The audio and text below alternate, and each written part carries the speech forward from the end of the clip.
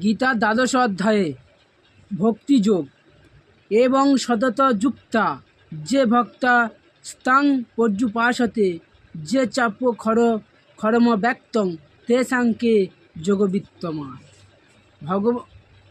অর্জুন বলিলেন, এইভাবে যদি সতত ভগবানের সর্বকর্ম দিয়া যাহারা তোমার অর্চনা করেন আর যাহারা নির্গুণ ব্রহ্মের অর্চনা করেন, এত দুইয়ের মধ্যে কাহারা শ্রেষ্ঠ যোগী?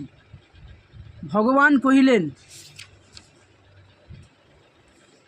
হে পার্থ, যাহারা মদগত এবং মদযুক্ত থাকিয়া আমাকেই পরম শ্রদ্ধার সহিত উপাসনা করেন, তাহারাই আমার মতে শ্রেষ্ঠ যোগী।